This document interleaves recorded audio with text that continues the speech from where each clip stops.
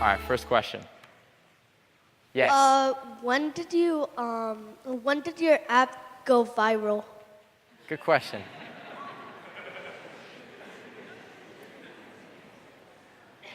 So I started working on Speechify about 2.5 years ago. And that's when I had that first meeting with Mr. Green. And then a lot of the kids in Hamilton started to use Speechify. And then a lot of the kids in school around the world started to use Speechify. And I ended up posting in a bunch of Facebook groups and Reddit groups and online about Speechify.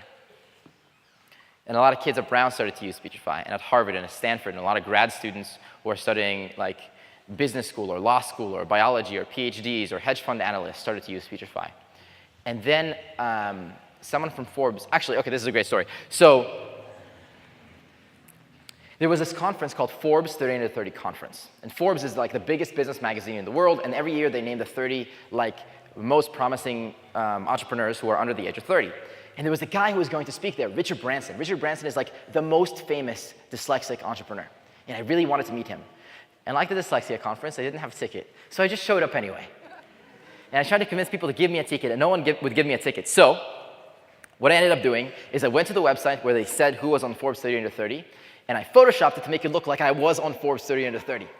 And then I went up to the garden, and I was like, hi, I'm on Forbes 30 Under 30 here. My name is Cliff Weitzman. But that didn't end up working.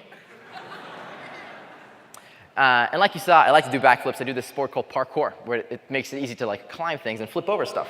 So I climbed the roof of the building, and then I came in through the top, through where like the video cameras were, and then I went and sat not in the normal section, not in the VIP section, in the speaker section of Forbes, next to Richard Branson and next to the editor of Forbes.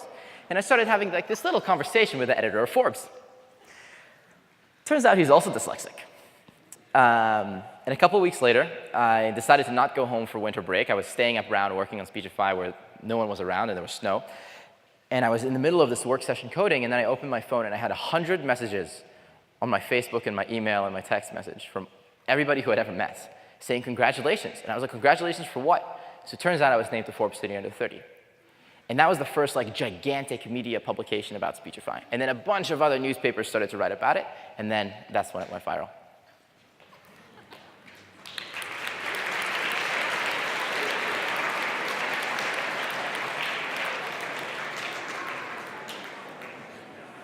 How many schools have you visited? How many schools have I visited? Probably about 100 at this point. And so I'll give you a quick, I started off visiting a lot of schools in the United States. All over, in California, in New York, in New Hampshire. Last month, I was in Mexico, Poland, Ukraine, and Beijing, China, and then the United Kingdom, and then New York and LA. And then tomorrow morning, I fly to Japan. So now and then I'll be in China again, and then India. So all over the place. Yeah. Another question. Yeah, back there. How did dyslexia affect learning a second language? And do you think that reading English is easier or harder than reading Hebrew?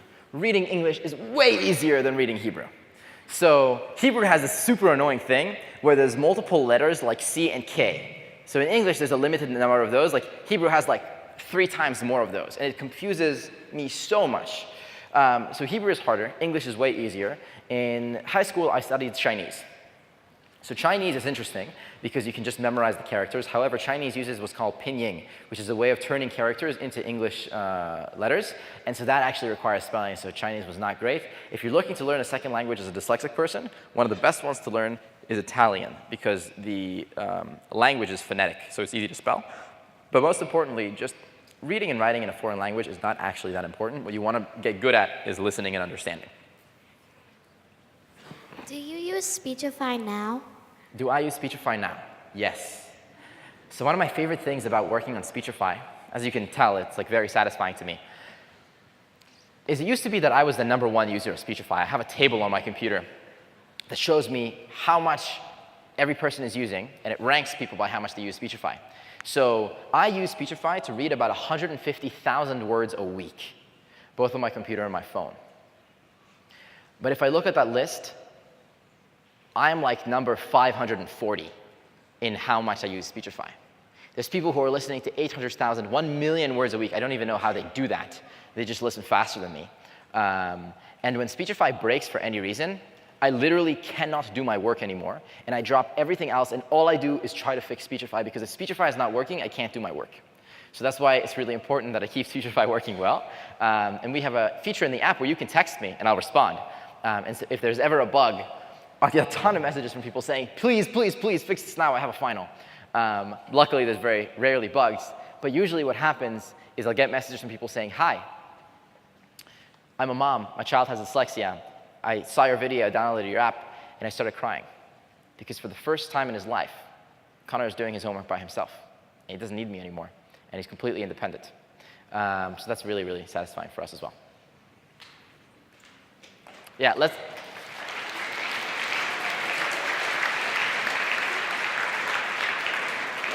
Yeah, another question. What was learning to code like with dyslexia? Okay, that's a great question. So initially, it was difficult because of the spelling thing. However, so first of all, just want to make something clear. Computer science is awesome, it's easy, and everyone should learn it. If you want to do anything in like 2019, you should learn how to code because it's just so, so useful. It seems hard in the beginning, but it's not actually hard. You don't need to be good at math, you don't need to be good at science, and you don't even need to be good at spelling. When I was younger, when you code inside of what's called like an integrated development environment. It's like Google Docs, but for coding. It used to be that didn't have spell check. Now it does. So you can always, it'll suggest you the spelling, and it's more sophisticated than it used to be, so it's much easier now.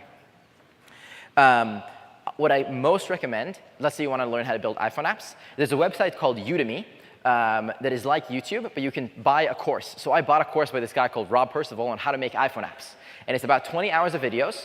So you can spend 1 week, spend about 40 hours watching all the videos and coding all the things you see in the videos, and you build clones of Instagram, Snapchat, Uber, whatever you want. And then after that, you could build anything.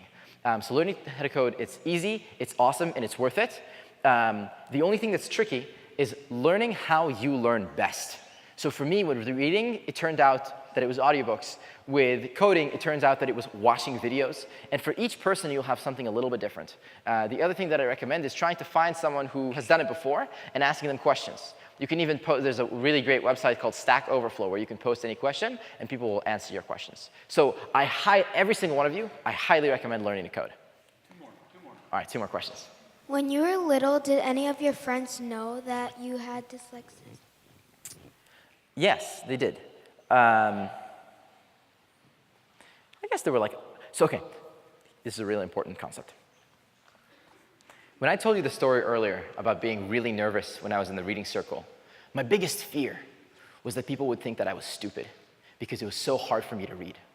And if I tried to read on the far away island, it was really hard for me.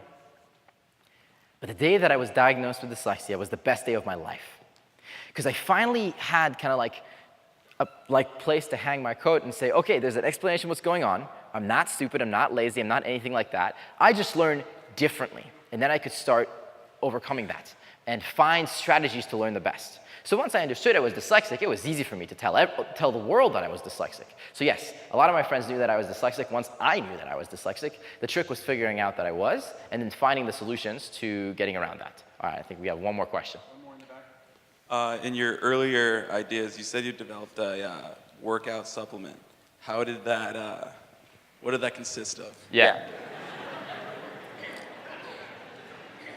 So as you can tell, I have a lot of ideas. And this is actually an important thing as well. So in college, I built all these different things. And in high school, too. In high school, I built this like pressurized air cannon that let me shoot a fire blanket on top of houses, and it would choke the fire when the house was on fire to make the fire go away. And I built this business called Cliff's Coupons, which is like basically coupons for all the businesses that existed around our high school.